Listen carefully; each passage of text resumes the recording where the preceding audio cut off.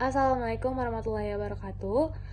Yang saya hormati pertama-tama Bu Cut selaku dosen mengapung mata kuliah sosiolinguistik. Pada kesempatan kali ini saya dan rekan saya dari kelompok 12 kami akan mempresentasikan hasil analisis yang telah kami lakukan di Desa Bayur Kidul. Sebelum itu izinkan saya memperkenalkan diri. Saya Elisa Ramahwati dengan NPM 085 dan juga rekan saya sendiri yaitu Prameswari Nazwa Dewani dengan NPM 083. Baik, yang selanjutnya mungkin kami akan memaparkan sedikit apa saja pembahasan yang akan saya bawakan pada presentasi kali ini. Yaitu yang pertama adalah kami melakukan penelitian ini di Desa Bayur Kidul pada 21 April 2025 yang lalu. Lalu kami melakukan wawancara bersama Kepala Desa Bayur Kidul sendiri, yaitu dengan Pak Darsono. Dan di sini kami akan menganalisis mulai dari sosiolinguistik dan juga penggunaan bahasa yang ada di Desa Bayur Kidul. Baik, mungkin kita akan masuk ke jumlah data penduduk di Desa Bayur Kidul yaitu pada tahun 2025, di mana jumlah penduduk keseluruhan di Desa Bayur Kidul adalah 4.726 jiwa dengan kepala keluarganya yaitu ada 1.690, disusul dengan laki-laki dan perempuannya yaitu laki-laki lebih banyak dengan 2.395 jiwa dan perempuannya 2.331 jiwa. Nah, dari kependudukan ini, mayoritas penduduk yang tersebar di Desa Bayur Kidul ini, kebetulan mayoritasnya warganya ini berasal dari luar daerah. Ketika kami melakukan wawancara dengan Pak Darsono, beliau mengatakan bahwa penduduk di Desa Bayur Kidul ini berasal dari luar daerah, terutama dari daerah Subang. Karena letak Bayur Kidul ini yang berbatasan dengan Subang, makanya di Desa Bayur Kidul ini banyak sekali kedatangan warga yang berasal dari daerah tersebut, yaitu dominannya dari daerah Subang itu sendiri. Untuk selanjutnya kita akan membahas tentang mata pencarian yang ada di Desa Bayur Kidul, di mana setelah kami melakukan wawancara dengan Pak Darsono selaku Kepala Desa Bayur Kidul, beliau mengatakan bahwa hampir 80% warga di Desa Bayur Kidul ini bermata pencarian sebagai seorang petani. Lalu disusul dengan 10%-nya yaitu pada bidang perikanan, di mana perikanan yang beliau katakan ini yaitu pada bidang pengelolaan dan juga pemasaran. Hal ini dibuktikan saat kami menelusuri jalanan di Desa Bayur Kidul, terdapat banyak orang yang juga menjual ikan-ikan.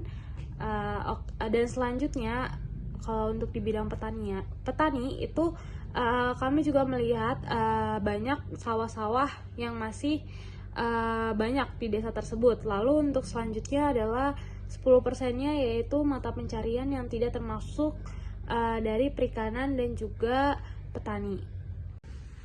Lalu selanjutnya kita masuk ke penggunaan bahasa sehari-hari dari warga di Desa Bayur Kidul.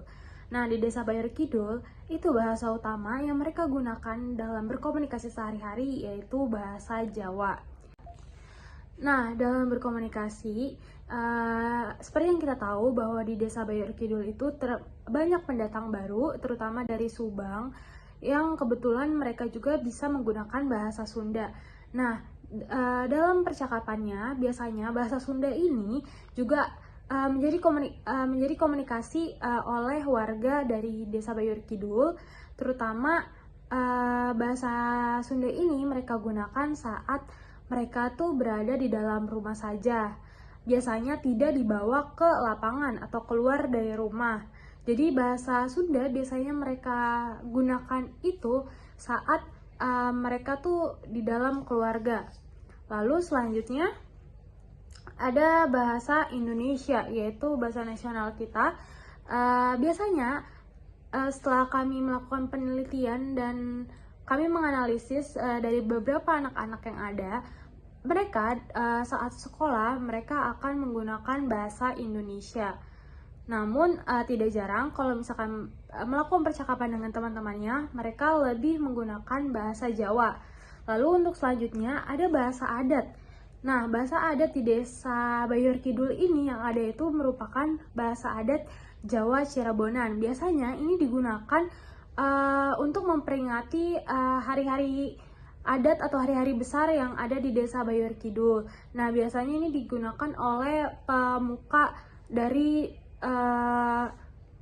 Desa Bayor Kidul itu sendiri, sesepuh seperti itu.